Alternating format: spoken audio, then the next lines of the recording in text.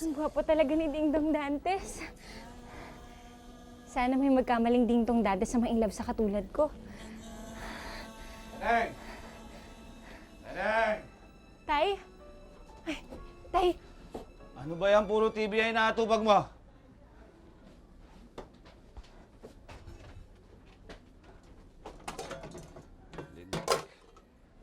Bakit walang pagkain dito?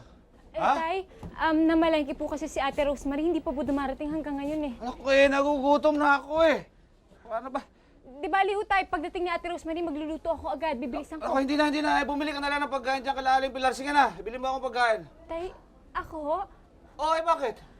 Baka ako pagtawanan ako ng mga kapitbahay pag lumabas ako. Ay nako, Neneng, wala akong pakialam kung pagtawanan kanila. Basta bumili ka ng pagkain at nagugutom na ako.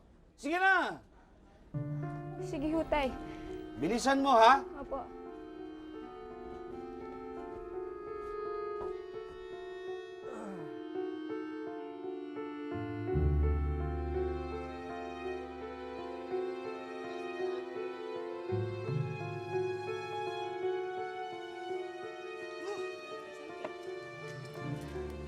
Hoy, nining ko ba? Ang aga-aga pa eh. Lumalabas ka na sa lungga mo. Oo nga. Nakakapanira ka ng araw ah. Masakit ka sa matang tignan. Ano ka ba? Eh di ko ba? Ano? Alis na. Hindi ka pa? Subi! Alis! Subi! Lumaki siyang napakamahiyain at mailap sa mga tao. Isang bilanggo siyang maituturing dahil na rin sa kanyang kabag-habag na kalagayan. Kahibangan ba para sa isang babaeng kubak ang mangarap ng tunay at wagas na pagmamahal? Kasalanan ba kung maghangad siyang magkaroon ng sariling pamilya? Sapat ba ang pag-ibig upang mapalaya ang isang babaeng iginupo ng isang kapansanan? Mga kapuso, saksihan po natin ang kakaibang kwento ng pag-ibig ni Luisa Neneng Lopez. Neneng! Halika na. Iluto mo na itong mga pinamili ko. Neneng!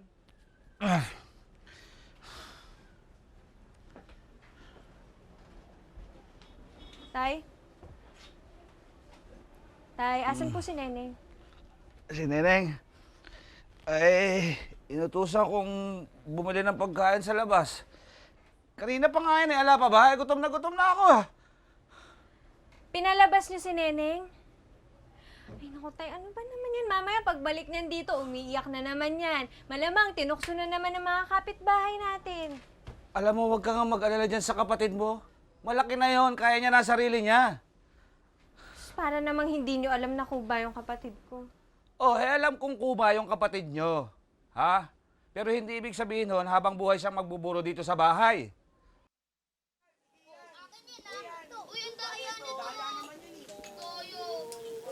Si Neneng Kuba, oh. Ay, Uy, Kuba! Neneng, tumayo ka nga diretso. Sige ka, magiging Kuba ka niyan. Kuba! Naliligaw ka ba? Di dito ang Manila Zoo. Si Neneng naliligaw! Ay! Kuba! Ano kayo, ha? Bakit kayo na chinelas dyan, eh? Wala kayong modo, ha? Wala kayong mga modo? Ha? Tutukso itong kapatid ko? Hindi siguro kayo tinuturuan ng mga magulang niyo, no? Hoy, at sino ka para lipastahin ng anak mo ng ganyan? Kung ayaw mong tuksoy ng kapatid mo, itali mo sa bahay nang hindi makawala. Tara ka? Kaya pala, bastos tong mga bata, eh. Bastos ang nanay. Bawin mo sinabi mo! Oh, ba't ko babawi yung sinabi ko? Ay, totoo naman. Palibasa hindi galing sa mata. O, eto ka!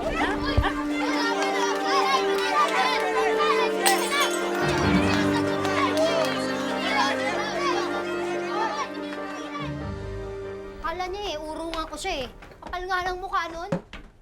Tanda-tanda na, ganun pa suot eh. Eh, pwede ba naman yun? Kung inaano ka na eh. Ate, ano nangyari? Wala to. Napaaway lang ako dyan sa kanto.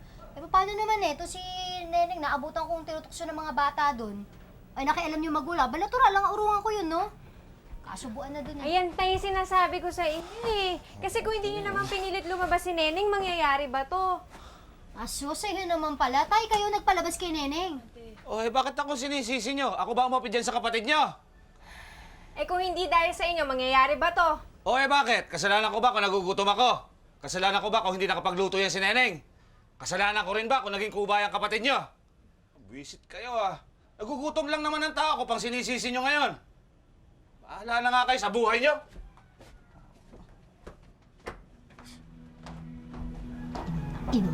Inom. Sige na ate, pasok na kayo.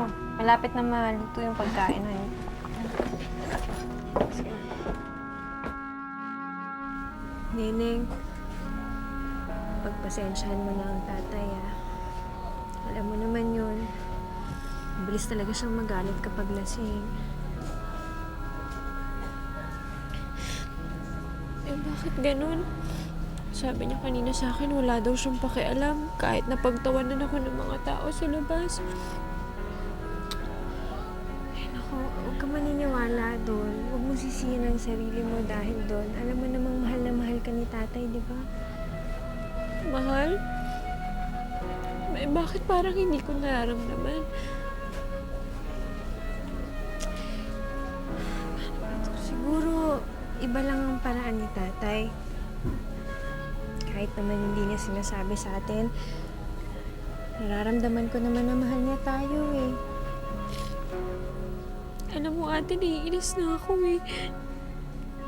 Kasi, bakit pa ako naging kuba? Tapos, pati kayo napapahamak na. Alam mo, tingin nila sa akin, ang liit-liit. Pakiramdam ko, basura ako. Tapos si Ate Magdalena, kanina, muntik nang mapaaway. Puro kalmot nga eh. Galit ba siya sa akin? Hindi. Hindi siya galit sa'yo. At saka alam mo, Neneng, huwag mo na kaming alalahanin ni Ate Magdalena kasi alam mo, kapatid ka namin.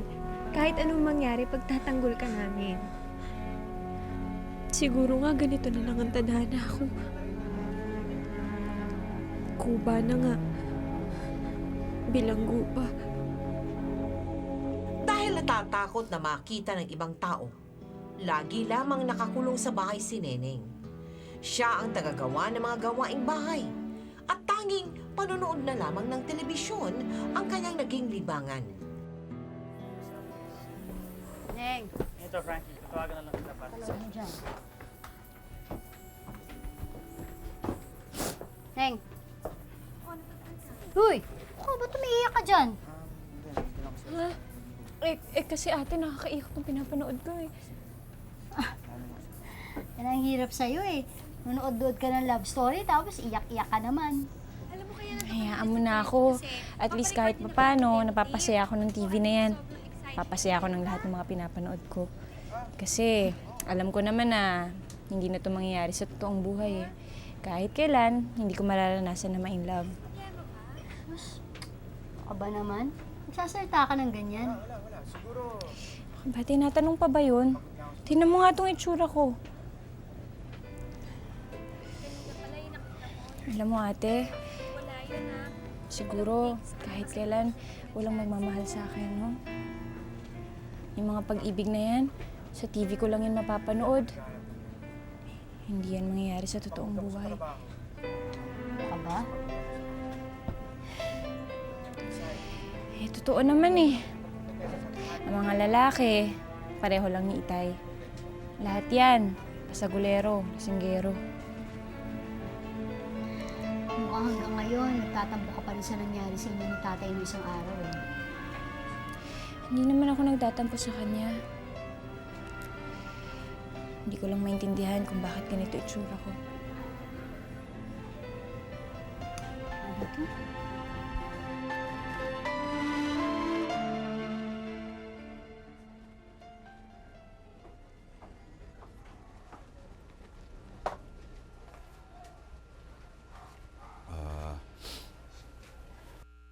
Neneng anak, gusto ko sanang humingi ng tawad sa nangyari nung isang araw. Sana mapatawad mo ako. Tay? Ano yun, anak? Tay? Bakit to kailangan niya maglasing? kasi anak, hanggang ngayon hindi ko matanggap ang pagkamatay ng nanay mo. Miss na miss ko na siya. Kaya ako naglalasing kahit pa paano. Nakakalimutan ko siya kahit sandali lang. Eh bakit naman ho kami nila ate? Miss na rin namin si inay eh. Pero hindi naman kami naglalasing. Alam mo kasi hindi ko naman talaga gusto maglasing. Kaya lang minsan talaga nagiging mahina ako. Nagiging mahina ako kaya huwag mo akong gagayahin ha. Hindi ko kayo maintindihan. Gusto ko maging matapang ka. Maging matatag ka.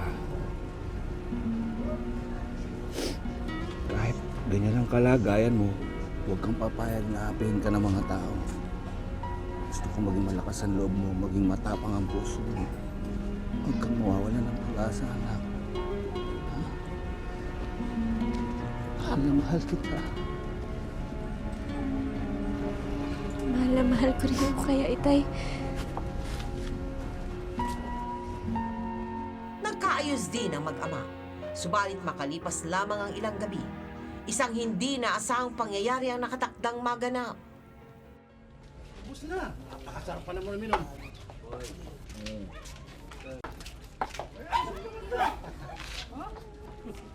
Mangga. Ay, pulutan ba yan? Ha? Loko mo kami. Yan na anak mo, sinusundo ka na yata eh. Tay, Oh, bakit? halika na ho. Uwi na ho tayo. Bakit mo ba ako sinusundo? Malaki na ako, kaya ko na umuwi mag-isa. Akala ko ba ayaw mong lumabas ng bahay? Eh, tay, nag-aalala lang ako sa inyo. Lasing na ho kayo eh. Nagmamalasakit lang sa'yo. Sige na, sunod na. Sunod na. Sige na, uwi ka na. Bakit ba to? Siguro, puro dibdib eh. Hoy, mga loko pala kayo eh. Anak ko yung niloloko nyo eh. Ikaw ba tatay nito? Oh, ano problema mo? Eh, nasaan yung bukol mo sa likod? Loko ka pala eh. Uwi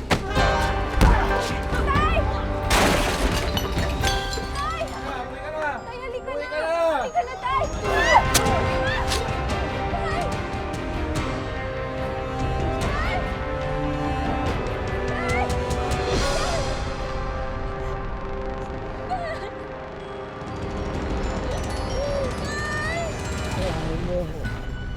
Ano nga ginawa ko sa iyo ng kapatid mo? Ano naman kayo?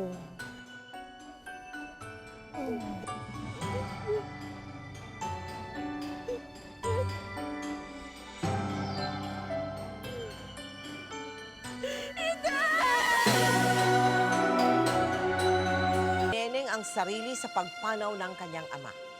Dahil dito, lalong bumaba ang kumpiyansa niya sa kanyang sarili. Pakiwari niya, may dala siyang malas sa kanyang sarili at sa mga taong mahal niya. Loko pala kayo eh. Anak ko yung niloloko nyo eh.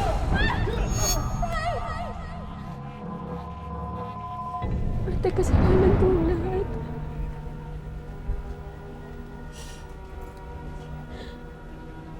Wala kang kasalanan, Neneng. Meron akong kasalanan. Kung hindi ko pinuntahan si tatay doon, hindi siya masasaksak. Kung hindi ko siya sinundo doon, hindi mangyayari sa kanya to. Patawarin niyo ako, ate. Nene, huwag mong sisisihin ang sarili mo.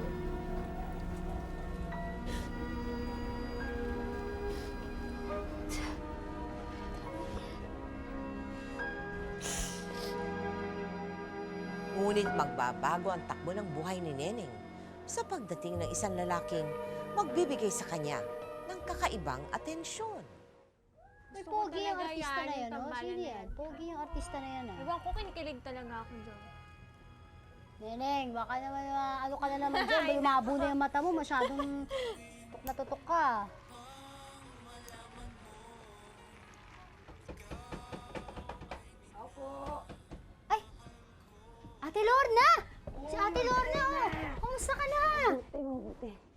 Uy, pasensya na kayo ha, kasi nabalitaan ko yung nangyari kay Tito Boy. Hindi ako nakapunta sa burol eh. Ngayon lang kasi ako na libre. Nakikiramay din sila nanay sa inyo. Ayos lang, ayos lang. Salamat. Ay, maupo na muna kayo siguro. Ay, siya nga pala si Edgar. Kaibigan ko. Magandang araw ho. Edgar, upo ka muna doon, Edgar. Ito naman ang mga kapatid ko, yan si Rosemary. Tapos ito si Neneng, ako si Magdalena. Ate, diyan ka na. Ate, ay, ano ba ma... Ay, ka, Rosemary. Utang ka nga muna dyan kay Aling Pasing ng ng maiinom. Soft drinks, o kaya Monay, may palaman pa ako dyan. Oh, sige, te. Sige na siya. Mabuti naman, naisipan mong pasya lang kami, ate. Oo naman, syempre. Nahiya nga ako sa inyo.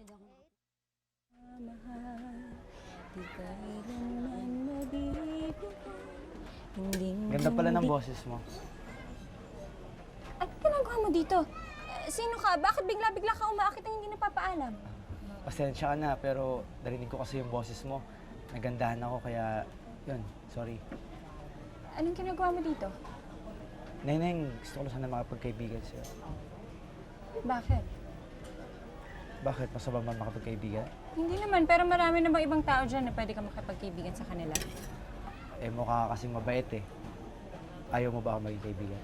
Hindi naman sa ayaw. Hindi lang ako sanay na makikipagkaibigan sa akin. Neneng, pupayag ka na ba niyan? Hindi ka ba bulag? Tingnan mo nga itsura ko. O sige, sige. Ngayong okay na tayo, pwede ba kitang iyaing mamasyal? Mamasyal? Hindi ako sanay lumabas at ayaw makita ako ng tao ng ganito. O sige, sige. Papayagan mo ba ako na dalawag kita dito sa bahay niyo kahit paminsan-minsan? Alam mo, marami akong ginagawa. Lumabas ka na, umalis ka na, istorbo ka. Kanina O, ka pa sige. nakaka-istorbo. Aalis ako pero kumain ka na muna. Sige na, kumain ka na. Sige na. Talaga? Oo na, sige na, umalis ka na. Sabi mo yan ha. Ang dami ko pang ginagawa, pambihira ka naman, oh. Sige, ano na ako? Sa umpisa ay hindi mapalagay si Neneng. Palibhas ay hindi sanay na nabibigyan siya ng atensyon, nagduda siya sa tunay na intensyon ni Edgar sa kanya. Ngunit hindi rin nagtagal. Dahil sa panunuyo ni Edgar, naging panatag din ang loob ni Neneng sa binata. Hanggang sa maging ganap na silang magkasintahan.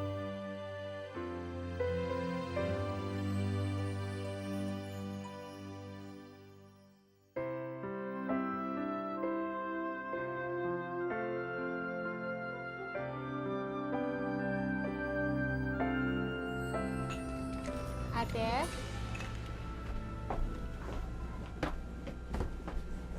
Bakit? Ate, paano mo malalaman kung mahal mo ang isang tao? Madali lang yan eh. Mahal mo ang isang tao kapag lagi mo siyang naiisip. Tapos, masaya ka kapag nakakasama mo siya. Tsaka ano ba, yung kinakabahan ka pag naiisip mo na baka mawala siya sa'yo. Tapos lagi ka sinusundan, kung saan ka magpunta. Di ba, mga ganun? Kasi syempre, mahal na mahal ka. Bakit mo tinatanong, Neneng? Wala lang. Wala lang. Sus! Talagang bunso namin, no? Huwag ka na kasi maglihim dahil alam ko na yung sa inyo ni Edgar. Ate Rose, sinabi mo kay ate. Ang dagdal mo talaga. Naku, wala naman akong sinasabi. Ate ha? Wala naman ngayon. Basta ito lang maipapayo ko sa'yo, ha? Mag-iingat ka lang kay Edgar. Alam mo na, baka lokohin ka lang na. Bakit naman? Dahil sa guba ako? Hindi. Kay Kuba ka man o hindi, kailangan mo pa rin mag-ingat dahil babae ka. Alam mo sa panahon ngayon, Neneng, napakaraming manlulokong lalaki. Hindi mo naman siguro ikasasama kung mag-iingat ka, di ba? Kakaintindihan ba tayo? Opo, ate. Buti naman kung gano'n. Parang pala pa na yung tanong mo dyan tungkol sa pag-ibig ko. Talagang bata ka. Matulog na! Yun na. Neng, meron sana akong gustong tanongin sa'yo pero huwag ka sana magalit. Ano yun? Gusto ko sanang itanong sa'yo kung paano ka naging ganyan.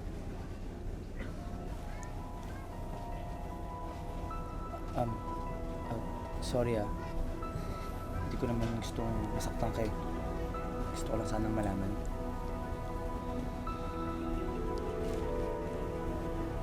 Bata pa lang ako nung nangyari yung aksidente. Ang ganda!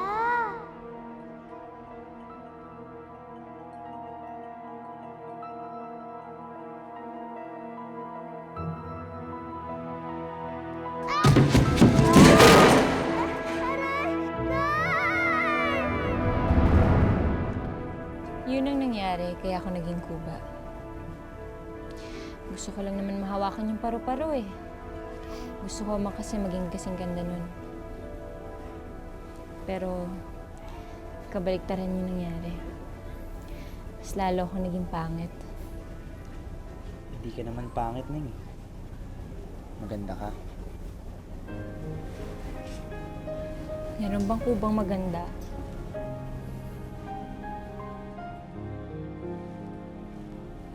Meron. Ikaw. Ning, mahal na mahal kita. Mahal din kita.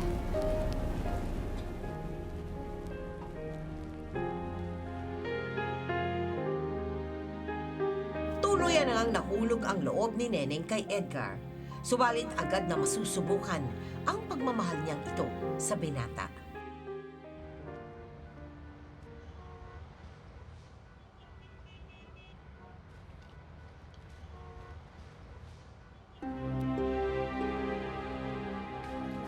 Tarantado ka na lang, ha? Sinungaling ka talaga. Sabi ko na nga ba, niloloko mo lang kapatid ko, niloloko mo lang kapatid ko! Ano nagkakamali sa'yo? Kita-kita ko ano sa akin, tanga? Ha? Sinasabi ko na nga ba, sinungaling ka, pare-pareho lang kayo! Pare-pareho lang kayo! Saka pa! Papaliwanag mo ako. Sino ba yun? Kung hindi ko pa nahuli yung lalaki yun, dire-diretso pa rin sa panloloko sa'yo. Sabi ko na nga ba eh, tama talaga yung hula ko eh. Lolokohin ka lang talaga nun. At sabi ko rin sa'yo, mag-iingat ka. Dahil sa panahon ngayon, yung mga lalaki na yan, hindi na kukontento sa isang babae lang. Sino ba naman makukontento sa akin? Tinan mo nga itong itsura ko. Pinaniwala ko lang ang sarili ko na may nagmamahal sa akin. Neneng. Tama na, ate. Palagi mo na lang sinasabi sa akin na huwag ko sisihin ang sarili ko. Pero sino pa bang iba kong sisisihin? Wala na bang ibang may kasalanan yun kundi ako eh. Napakatanga ko. Isa lang naman akong kuba. Sino ba magkakagusto sa akin? Walang magmamahal sa akin. Walang magmamahal sa akin.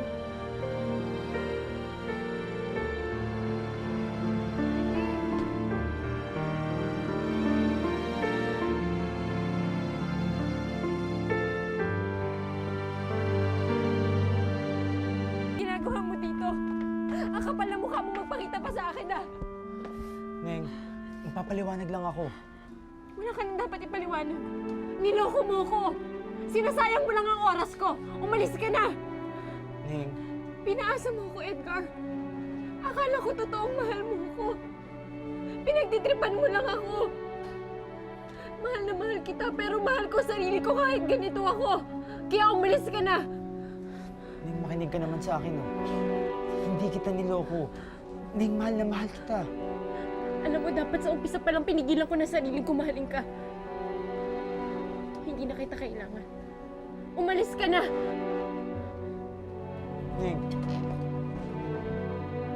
Sinubukan ni Neneng, nakalimutan na si Edgar hanggang sa sumapit ang araw ng kanyang kaarawan. Happy birthday! Happy birthday, Neneng! Salamat na kung nag-abala pa kayo. Siyempre, birthday mo eh. Kailangan may cake, di ba, Ate? Tsaka niluto ka ng pansit. Paborito! Oh, tara, kain na, kain na! magandang araw po. Ano ginagawa mo dito, ha? Sinama mo pa talaga yung shota mo? Ate, hindi ko po sa syota. Ako po si Bea. Magpinsan po kami. Nagpatulong po kasi si Edgar sa akin gumawa ng regalo para po kay Neneng.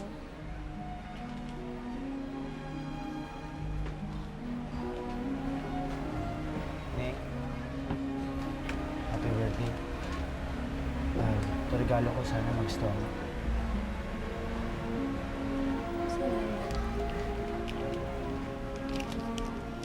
Saan ko na?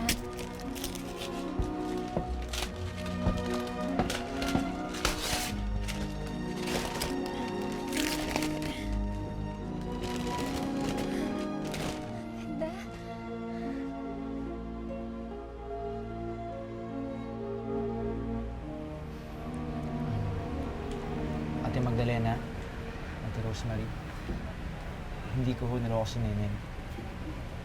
Mahal na mahal ko ho siya. At di po ako makakapayag na magkahiwalay pa kami. Gusto ko siya makasama habang buhay.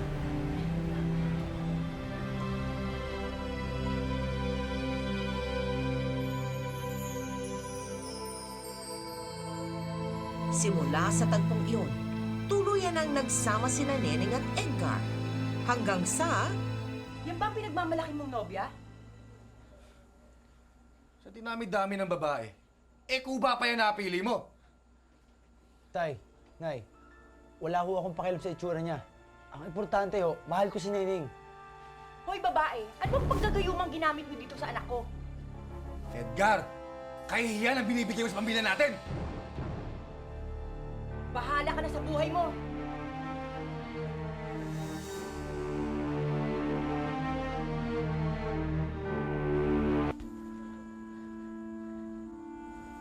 Sana hindi mo na lang ako pinakilala sa mga magulang mo. Neng, patawarin mo ako. Ang akala ko matutuwa sila. Dahil matagal na lang gusto niyong magkaroon ako ng asawa. Isang normal na babae ang gusto nila para sa'yo, hindi ang katulad ko. Siguro nga hindi tayo para sa isa't isa. Baka niloloko lang natin ang mga sarili natin.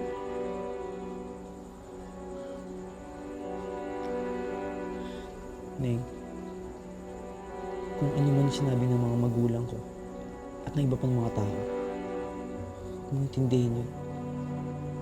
Dahil kahit ano sabihin nila, wala akong pakialam.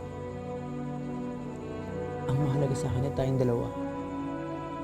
Ikaw at ako lang mag-asawa.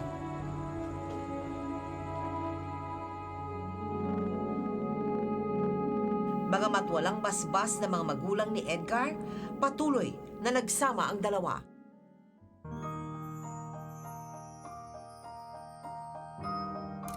Ano? Masarap ba yung niluto ko? Pwede na. Pero pag nanganak na ako naman na magluluto, ha? Pwede na. Para namang sinabi mong hindi masarap yung Noche Buena natin. No comment. Merry Christmas! Ikaw, yabang mo talaga, no? Merry Christmas din sa'yo. Teka, wala ba akong regalo? Meron. Talaga, ano? Eto. Laki-laki na naman ng baby natin.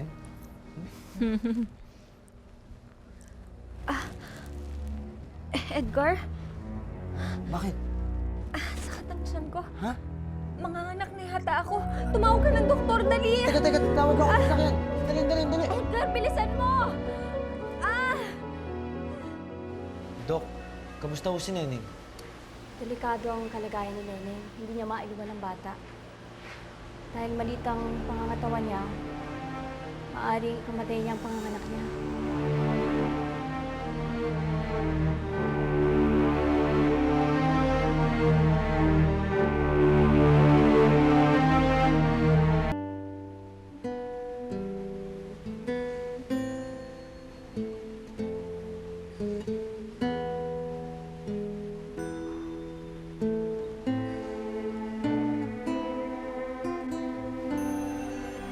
Diyos ko, ligtas niyo po yung mag-ina ko. Parang awa niyo na. Ilayo po sila sa pahamak.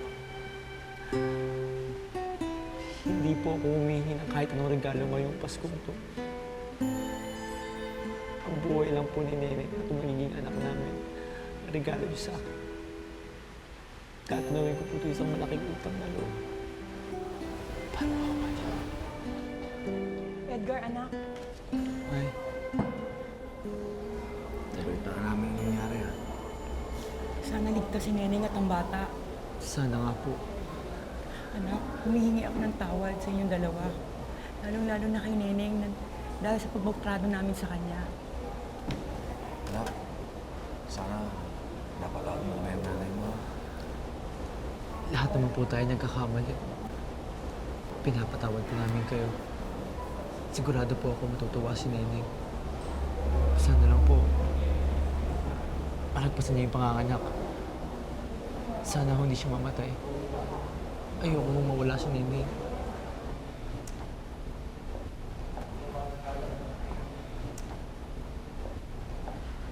Sir, nanganak na ko yung asawa niyo. Ha?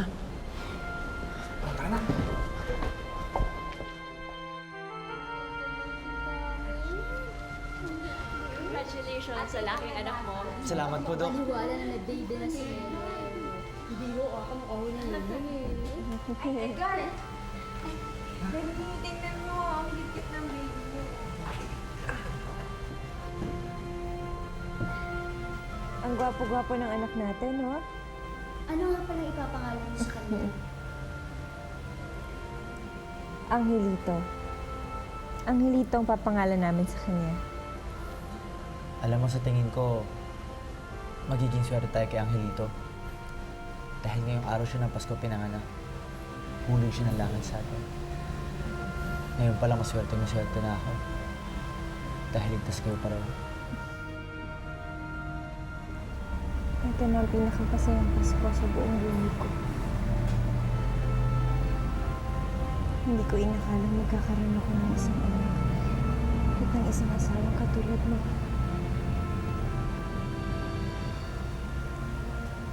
Pakiramdam ko, kumpleto na ang buhay ko.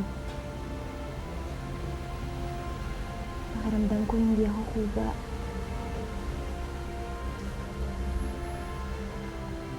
Pakiramdam ko, isa na akong tunay na babae.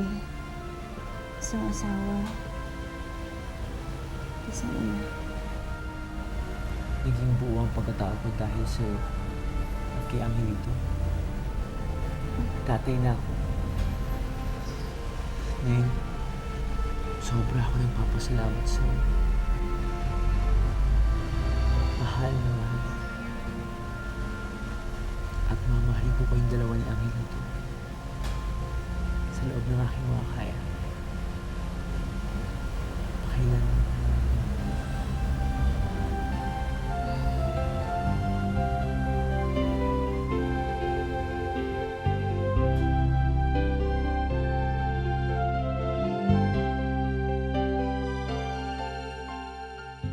Neneng, anong nagustuhan mo kay Edgar?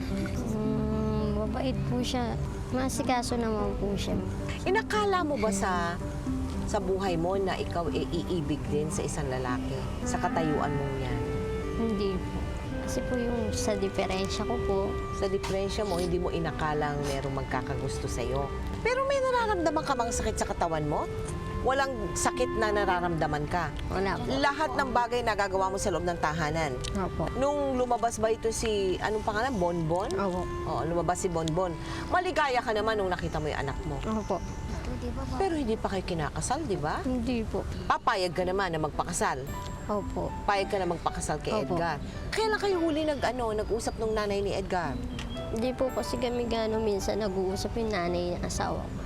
Kung halimbawa na nandyan yung nanay ni Edgar ngayon, anong gusto mong iparating sa kanya? Sana po yung tanggapin niya ako, kung ano man po ako. Kung ano po yung lagaya ko ngayon. Oo. Para po mabuhay yung pamilya ko. Sabi mo na kay Edgar din. Sana, Edgar. Sana magpakasal na kami. Para lumigaya kami, buo yung pamilya namin. Pagmamalaki ko sa maraming tao. Sana yan din papanalangin ko rin, ha? Papanalangin ko rin na maging maayos na ang samahan ninyo, lalong-lalo na ng pamilya ni Edgar. At sana nga matutunan ka ring mahalin ng nanay ni Edgar, no? Parang tunay niyang anak. Opo. Ha? Para sa iyo to, Neneng. Maraming salamat ha. At ikaw ay nagpaunlak na matampok namin ang kwento mo sa magpakailanman. Opo. So, thank you po, Tita Mel. Tsaka Walang thank you po anuman. sa GMA. Tsaka sa magpakailanman. Yung bahagi kayo ng buhay ko. Salamat po. Dahil sa kanyang karanasan, pakiwari ni Neneng ay hindi na kailanman magiging ganap pa ang kanyang pagkababae. Ngunit nagbago ito nang maranasan niya ang tunay na pagmamahal sa katauhan ng kanyang asawang si Edgar at anak na si Angelito. Subalit bukod sa pagiging isang asawa at ina, napagtanto ni Neneng na naging buo ang kanyang pagkatao nang matutunan niyang tanggapin at mahalin ang kanyang sarili sa kabila ng kanyang kapansanan. Ako po si Mel Tiangco at ito ang kwento ng bawat isa sa atin. Ngayon, bukas at magpakailanman. Magpakailanman, hindi magbabago ang sinisigaw nitong aking puso. Magpakailanman, magpakailanman.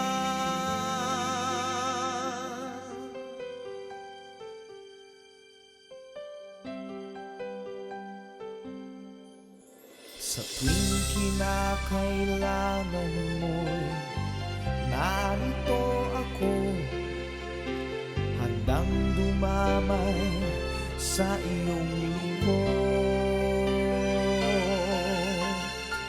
Habang buhay ay